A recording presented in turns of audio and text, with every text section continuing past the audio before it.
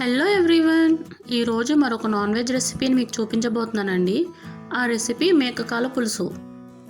ఈ మేకకాల కూరను తినడం వల్ల మన ఎముకలకు బలం చేకూరుతుంది.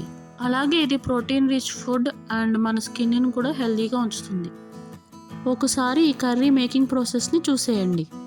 ముందుగా మేకకాలను తీసుకుని నీట్గా వాష్ చేసుకుని ప్రెషర్ కుక్కర్లో వేసుకోవాలి. ఇప్పుడు అందులోకి 1 టీ స్పూన్ వరకు అల్లం వెల్లుల్లి పేస్ట్ వేసుకుని ఆ కాలు మునిగేంత వరకు వాటర్ పోసుకోవాలి.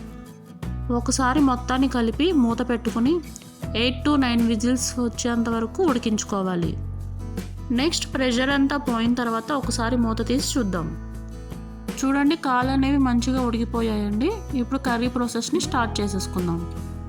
నెక్స్ట్ పులుసు కోసం ఒక మీడియం లెమన్ సైజ్ అంత చింతపండుని తీసుకుని ఒకసారి వాష్ చేసుకుని నానబెట్టుకోవాలి. స్టవ్ ఆన్ చేసి కడాయి పెట్టుకుని అందులోకి 2 టేబుల్ స్పూన్ వరకు ఆయిల్ని వేసుకోవాలి. ఆయిల్ వేడెక్కిన తర్వాత 4 నుంచి 5 పచ్చిమిర్చిలను ముక్కలుగా కట్ చేసుకుని వేసుకోవాలి. పచ్చిమిర్చి వేగిన తర్వాత అందులోకి కట్ చేసిన ఒక పెద్ద సైజు ఉల్లిపాయ ముక్కలను వేసుకోవాలి. ఉల్లిపాయ ముక్కలు మగ్గడం కోసం 1 టీ స్పూన్ సాల్ట్ను వేసుకుని గోల్డెన్ బ్రౌన్ వచ్చేంత వరకు కలుపుకుంటూ వేయించుకోవాలి. చూడండి, ఆనియన్స్ అనేవి మంచి గోల్డెన్ బ్రౌన్ వచ్చాయండి. ఇప్పుడు అందులోకి 1 టీ స్పూన్ వరకు జింజర్ గార్లిక్ పేస్ట్ వేసుకుని ఒకసారి మొత్తాన్ని కలుపుకుందాం. ఇప్పుడు 1/2 స్పూన్ పసుపు, 2.5 స్పూన్ల కారం, రుచికి తగినంత ఉప్పు వేసుకుని ముందుగా మనం ఉడికించి ఉంచుకున్న మేకకాలను అందులో వేసుకోవాలి. కూర మొత్తాన్ని ఒకసారి కలుపుకుని మరొక 10 నిమిషాలు ఉడికించుకుందాం. ఇప్పుడు మనం ముందుగా నానబెట్టి ఉంచుకున్న చింతపండు నుంచి రసం తీసుకుని అందులోకి వేసుకుందాం. ఒకసారి మొత్తాన్ని కలుపుకొని తగినన్ని వాటర్ పోసుకుని మూత పెట్టుకుని మరొక 10 నుంచి 15 నిమిషాల వరకు ఉడికించుకోవాలి.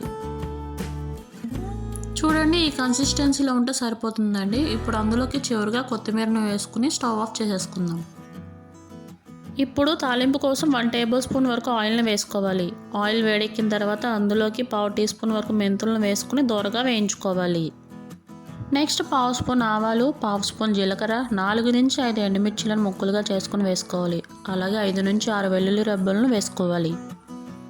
మనం వేసుకున్న అన్నిటినీ కలుపుకుంటూ దోరగా వేయించుకోవాలి.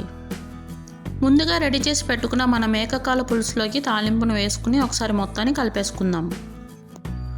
ఈ కర్రీని వేడివేడి అన్నంలోకి సర్వ్ చేసుకుని తింటే చాలా బాగుంటుంది.